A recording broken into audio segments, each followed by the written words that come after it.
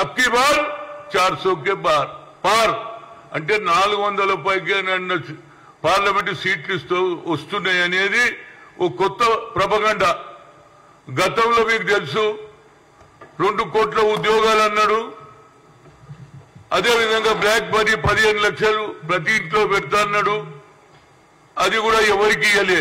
అంతటే కాకుండా ఆనాడు మహాత్మా గాంధీ పబ్లిక్ సెక్టార్లను నియమిస్తే ఈ పబ్లిక్ సెక్టార్లు కూడా ప్రైవేట్ పరంగా ఉపయోగించుకొని ప్రైవేట్లకు అదానీ అంబానీలకు అమ్మేస్తుండంటే ఆయన ఎంతవరకు బడుగు బలైన వర్గాల గురించి ఆలోచన చేస్తుండో జనంకు అర్థమైపోయింది. ఎందుకంటే ఈయన మాటలే ఎక్కువ చెప్తాడు కానీ జరిగేది లేదు. అంతేకాదు ఇవాళ మా రాహుల్ గాంధీ గారు కన్యాకుమారి నుంచి కశ్మీర్ దగ్గర తిరిగిన తర్వాత బడుగు బలైన వర్గాల సంగతి తెలుసుకున్నాడు.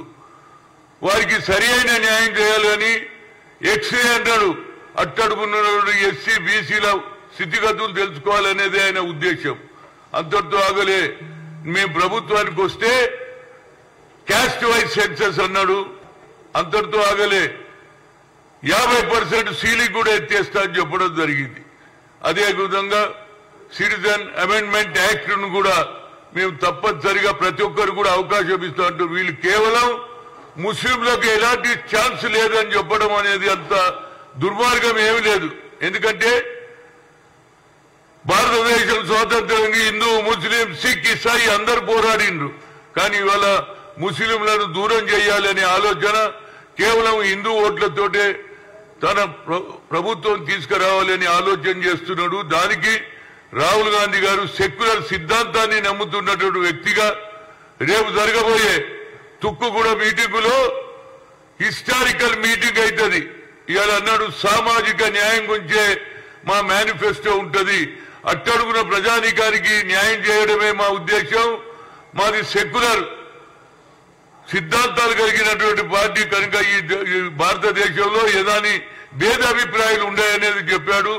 రేపు జరగబోయే ఏదైతే తుక్కుగూడలో గతంలో సోనియా గాంధీ 6 డిక్లరేషన్ తర్వాత ప్రజలలో మార్పు వచ్చింది. సోనియా గాంధీ అయితే తెలంగాణ ఇస్తాన్నది ఇచ్చింది. అదేవిధంగా 6 డిక్లరేషన్ చేస్తాన్నారు. దాన్ని నిరూపించుకోవడానికి రేవంత్ రెడ్డి ముందుకొచ్చాడు. కేబినెట్ లో డిస్కషన్ అయింది. బీసీ కులగణ కూడా అసెంబ్లీలో బిల్లు పెట్టడం జరిగింది. దానికి కార్యక్రమం కూడా పూర్తి అవుతుంది. రేపు జరగబోయే ఈ మేనిఫెస్టో యావత్ భారతదేశంలో హిస్టారికల్ ఏది జరగబోతుంది. దీనికి ప్రతి ఒక్కరు కూడా వస్తున్నారు. అంతేకాకుండా ఇవాళ కాంగ్రెస్ వేవ్ జరుగుతుంది. సోనియా గాంధీ రాహుల్ గాంధీ వేవ్ జరుగుతుంది. కాబట్టి అన్ని పార్టీల వారు ఎప్పుడు రావాలి, మా పార్టీలో ఎప్పుడు రావాలంటున్నారు. రేపు ఈ జనాభా 10 లక్షల కంటే మించిపోతుంది. 10 నుంచి కాదు 12-13 లక్షల మంది వస్తారు. తప్పనిసరిగా ఈ సభ ద్వారా యావత్ భారతదేశంలో తెలంగాణ ఒక దిక్సూచి అవుతుందనేది నా ఉద్దేశం. ప్రతి ఒక్కరు కూడా ఈనాడు కాంగ్రెస్ వైపుకే చూస్తున్నారు. నరేంద్ర మోడీ అబద్దాలు చెప్తున్నాడు. అదేవిధంగా బీఆర్ఎస్ పార్టీ కూడా ఇవాళ వాళ్ళ అవినీతి అంతా బయటపడ్డది. ఏదైతే టెలిఫోన్ ట్యాపింగ్ కానీ, అదేవిధంగా కాళేశ్వరం ఇష్యూ కానీ, మేటిగడ్డ ప్రాజెక్టు కానీ ఇవన్నీ కూడా వాళ్ళకు మైనస్ అయింది. అందులో భాగమే ఇవాళ వాళ్ళ పార్టీలో ఉన్నోళ్ళు ఒకరి తర్వాత జారిపోతున్నారు. గతంలో మీరు చేయాలేరా భయ్ 19 మంది ఉంటే 12 మందిని తీసుకున్నారా లేదా? అదే ఇవాళ ప్రజలలో ఆలోచన వచ్చింది. ఆ పార్టీలో ఉన్న వాళ్ళు కూడా ఒకరి తర్వాత ఒకరు వస్తున్నారు. కానీ నాది ఒక్కటే, నా ముఖ్య ఉద్దేశం ఒరిజినల్ కాంగ్రెస్ వాళ్ళకు మాత్రం అన్యాయం జరగొద్దని రేవంత్ రెడ్డిని కోరుతున్నా. అదేవిధంగా కార్యకర్త అనే వారికి న్యాయం జరిగితేనే రేపు వచ్చే ఎన్నికల్లో తప్పనిసరిగా 14 సీట్లు గెలవడానికి శాయశక్తుల కృషి చేస్తాం. అందులో భాగం నేను కూడా నా వంతు బాధ్యతగా గతంలో కూడా అసెంబ్లీ ఎన్నికల్లో అన్ని ప్రాంతాలు తిరిగాను. అదేవిధంగా నాకు ఎలాంటి పదవి ఉన్నా లేకపోయినా హనుమంతరావు అంటే కాంగ్రెస్ అంటేనే హనుమంతరావు అనే జనం ఇవాళ నాకు అవకాశం ఉన్నది.